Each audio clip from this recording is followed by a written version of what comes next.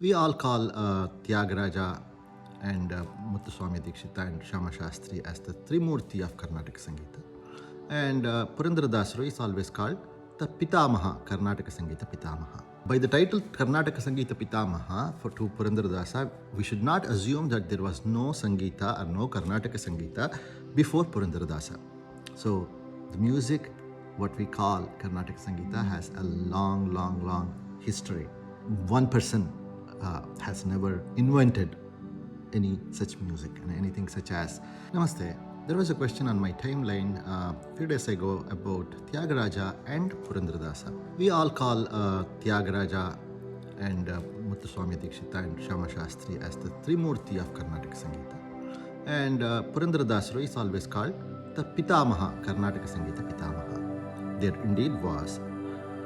The Haridasas gave a kind of a new treatment to some of the tala complexities, thereby making some of the folk talas into traditional Shastriya talas. So that was one of their biggest contributions to Sangeeta. Before them, the tala paddhati, or the scheme, the rhythmic scheme of Sangeeta, Carnatic Sangeeta, was quite complicated, or it was in kind of transition, we can say. Although we call Karnataka Sangeeta and Hindustani Sangeeta today, these names did not exist during the time of either Purandaradasa or not even during the time of Tyagaraja. The names came probably after Tyagaraja to describe what our South Indian music is as Karnataka Sangeeta, because the whole area was under the Karnataka Samrajya of Vijayanagara, as well as most of the Lakshanikas, or the treatises of Karnataka Sangeeta were, or if not most, a bulk of them were written in what is Karnataka today, right, starting from the times of Matangas Prahadeshi to Sangeeta Ratnakara, and then probably one of the last important text, so to say, was written in Tanjavur, what we call Sangeeta Saramrita, that was written sometime before Tyagaraja. And that's not obviously in current day Karnataka, but there is a very deep connection between the Karnataka kingdom of Vijayanagara to the Tanjavur Nayakas under the earlier Chavappa Nayaka and his dynasty, as well as the later Marathi Nayakas. So that apart. So now, how do we know if Tyagaraja knew Purandaradasa or other Haridasas? So this text called Sangeeta Saramrita, written by Tulaja, a king of Tanjavur, who was a few decades senior to Tyagaraja, we can say, is a very important text that gives how the music was at the time or just before Tyagaraja. So we see the names of many ragas which came into being during Tyagaraja in Sangeeta Saramrita. Another very important thing Sangeeta Saramrita gives us are compositions of Haridasas. So how do these books work? Well, as you know, music is a performing art. So no amount of describing something, describing a composition, describing a raga, is equivalent to actually singing that raga, right? I can talk 1 hour about a raga called Mohana, but it will not give you the idea that I can just give it by humming.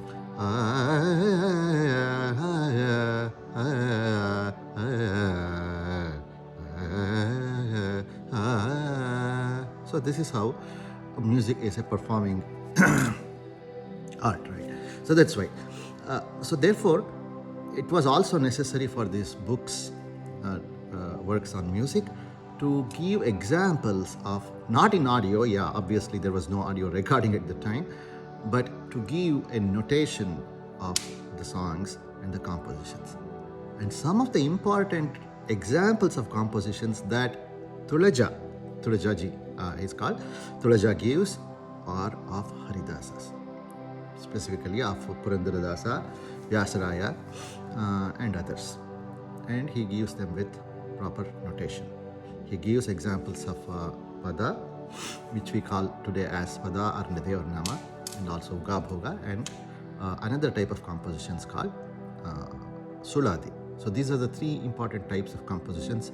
Almost all Haridasas have composed in, but very importantly, Purandaradasa, then Sripadraya, Vijayadasa, and Vyasatirtha. So these are the four important Haridasas, apart from others like Mahipati Dasaru, Jagannatha Dasaru, and Kanaka Dasaru, etc. So during this 18th century Tanjore, the Haridasa compositions very popular there. They were like now what we now sing as. If you go to a concert, you will probably get to hear 50% of Tyagaraja compositions, right? Out of the other 50%, maybe you will hear 25% or half of the as Muthuswami Dikshita's compositions, and then you will have other composers such as Shyama Shastri or Mutte Bhagavatar, or even modern day composers such as Balmurali Krishna or Lalpudi Chichayaram. So during Tyagaraja's time, what were the songs that were sung? They were mainly the songs of Haridasas, Purandaradasa, and probably of Annamaya also. So he is a senior contemporary of Purandaradasa, or probably senior contemporary of Vyasaraya. So those were the songs that were sung, and we read in Tyagaraja's biographies that were written soon after his death, probably within a generation, maybe a couple of decades. I forget the date. That Tyagaraja's mother was singing Purandaradasa compositions, and those were sort of inspiration to Tyagaraja. And also in one of his dance dramas, I forget which one it is, Prahalada Bhakti Vijaya or Nauka Charitram, I don't know. I don't remember now, but you can look it up. Tyagaraja actually praises in the invocation verses, he mentions Purandaradasa as well as Narada and others, like in kind of Devata Stuti, because of his reverence to Purandaradasa. So obviously, 18th century Tanjore had a lot of influence from the music that was left behind by Haridasas, as well as, let's say, Annamaya. There is not so much of difference between the composition style of Annamaya and Haridasas. They are all called padas. Until copper plates were found of Annamaya in Tirupati temple, again they were just carried from mouth to mouth without much record. In terms of Haridasas, most of the compositions that they sang are lost, sadly. In fact, after 200 years after Purandaradasa, Vijayadasa had a dream. That's what it said. I mean, it's we don't know how it happens, but great people have great dreams, right? So he dreamt of Purandaradasa asking him to actually go around and get all his works collected. So it's said that Vijayadasa went from door to door in the areas where Purandaradasa must have lived, must have gone around, and then sang his songs. His songs were sung by householders, a lot of people. Wherever they were sung, he collected, and then that's how we have the list of song compositions that are available today. Purandaradasa is said to have composed 475,000 compositions. But what we have today are probably less than 1,500. Whether you believe the 475,000 number or not, it's very, very certain that somebody with the imagination of Purandaradasa has done thousands of compositions. There's no doubt about that. Even Tyagaraja, we have less than 800 compositions available today, but it is said he composed 24,000 songs, one for each shloka of Ramayana. So if there are exaggerations, that they are there only because of the merit of such great people. So we neither did Tyagaraja say he was inventing any sort of music, nor did Purandaradasa, because we know from before Purandaradasa we have Sripadaraya about 100 years or 85 years ago, before Purandaradasa was born. And Purandaradasa and Sripadaraya has composed a very kind of songs, a very kind of compositions as Purandaradasa has done. So he is one of the Adi Haridasas. In fact, some of the compositions that we see much later in music, such as features in music, such as including a raga mudra, meaning including the name of a raga to sing a particular charana of a song, or maybe a raga malike. These are the kinds of things that did not come until 18th century. But in a song of Sripadaraya, there's a faint indication. I mean, I cannot really claim that it is definitely so, but the way it is given is you can think that it was meant to be sung as a Ragamalika song. It's in a song called that starts as Lali Govinda Lali. There are 3 different charanas. There are more charanas.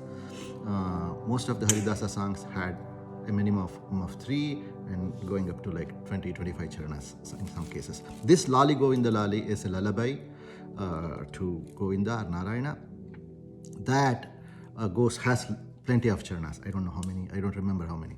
But in that, there are 3 charanas. Very interestingly, in they say, Lalaneyaru Padidaru Ananda Bhairaviinda, Mahilayaru Padidaru Deva Gandhariinda, and then Kalyani Ragadinda. So there are 3 charanas that indicate that these charanas could have been sung in those ragas. You know, if you think of it, a raga mudre as a concept came much later. So Haridasas may have, I won't say must, but Sripadaraja could have thought about them, right? So if you see the names of Devagandhari, Kalyani, Ananda Bhairavi, those are the very same ragas that we are singing even today. So then, if somebody says that Karnataka Sangita or Carnatic was invented during Tyagaraja's time in 18th century, 18th century Tanjavur, I mean, there is no reason for you to believe that. You can always make claims, but claims have to be supported by facts, right? You can make an hypothesis, and that hypothesis becomes a truth when you have facts supporting those hypotheses. So even before Sripadaraya, we have probably Shanga, there was Sangeet Ratnakara, where in the 12th century, that is where probably Indian music had started to split into a northern and southern streams. Around that time. A little later, during Shivasharana's Vachanas, we get some indication that they might have been sung. Although a Vachana is a saying, it's not necessarily sung, it doesn't have a rhythm, it doesn't have a meter, but many of the Vachanas of worship in Kannada have some kind of inherent rhythm. And some of the Vachanas actually talk about singing.